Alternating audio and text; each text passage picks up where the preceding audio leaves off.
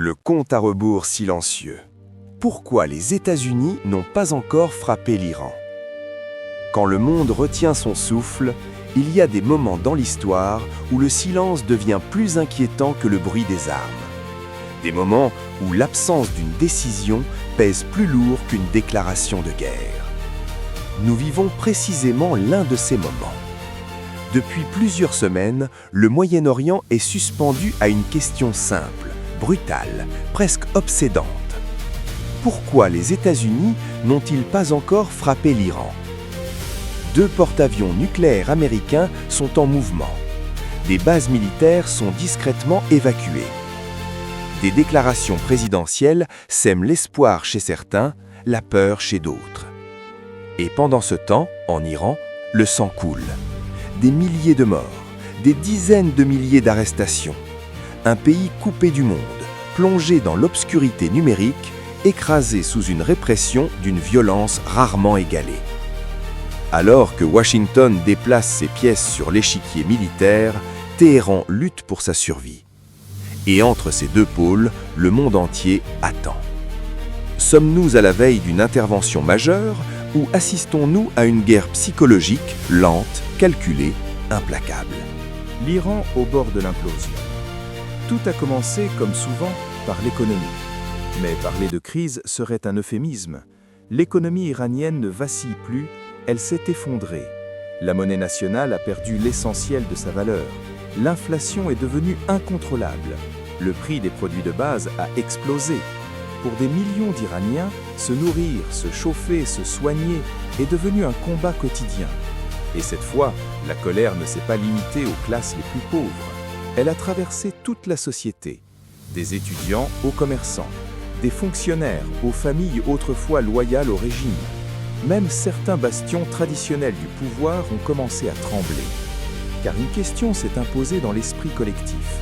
Pourquoi le peuple doit-il payer pendant que le régime finance des guerres à l'étranger? De la misère à la révolte. Très vite, la contestation économique s'est transformée en révolte politique. Les slogans ont changé de ton. On ne demandait plus des ajustements. On ne réclamait plus des promesses. On exigeait une chose, la fin du régime. C'est à ce moment précis que les autorités iraniennes ont compris que le danger était existentiel. La réponse a été immédiate, brutale, systématique. Forces spéciales dans les rues, munitions réelles, arrestations nocturnes, tortures, exécutions sommaires.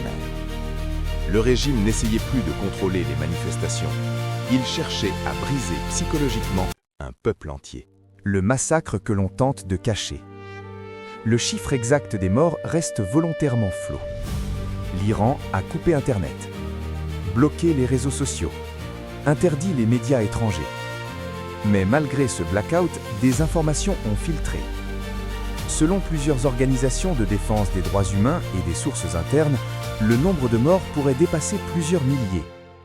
Les arrestations se compteraient par dizaines de milliers. Ce silence imposé n'est pas un hasard, c'est une stratégie. Car un régime sûr de sa légitimité n'a pas besoin d'éteindre le pays pour survivre. Washington entre dans le jeu. C'est dans ce contexte explosif que les États-Unis ont commencé à bouger. D'abord discrètement, puis de manière de plus en plus visible. L'annonce du déploiement du porte-avions USS Abraham Lincoln vers le Moyen-Orient a marqué un tournant. Quelques jours plus tard, le USS George H.W. Bush prenait la direction de la Méditerranée orientale. 2 symboles ultimes de la puissance militaire américaine. Et surtout, un message impossible à ignorer. Quand un président américain évoque publiquement son soutien aux manifestants, le signal n'est pas seulement adressé au peuple iranien, il est destiné au sommet du régime. Pourquoi Trump n'a pas encore frappé? La question est sur toutes les lèvres. Si la situation est aussi grave, pourquoi attendre? La réponse est plus complexe qu'il n'y paraît. D'abord, le risque d'embrasement régional. Une attaque directe contre l'Iran pourrait déclencher une réaction en chaîne. Milices alliées, frappes asymétriques, attaques contre des bases américaines et des alliés régionaux. Ensuite, la question militaire. Sans une force suffisante sur zone, une attaque serait risquée. coûteuse et potentiellement inefficace. Un demi-coup serait pire que l'inaction. Les porte-avions, la clé de la décision. Les porte-avions nucléaires ne sont pas de simples navires.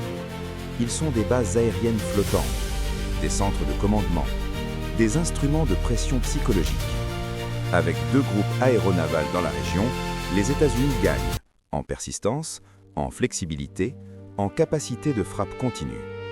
Sans eux, toute opération majeure perdrait en profondeur stratégique. Attendre leur positionnement complet pourrait donc être un calcul froid, rationnel, méthodique. Renverser un régime, une opération totale. Mais frapper l'Iran ne signifie pas simplement lancer quelques missiles. Si l'objectif est réellement de faire tomber le régime, la liste des cibles serait immense.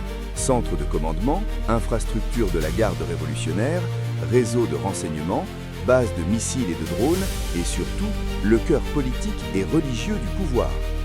Une telle opération serait une tentative de décapitation stratégique. Mais si elle échoue, les conséquences seraient dramatiques. Le dilemme ultime.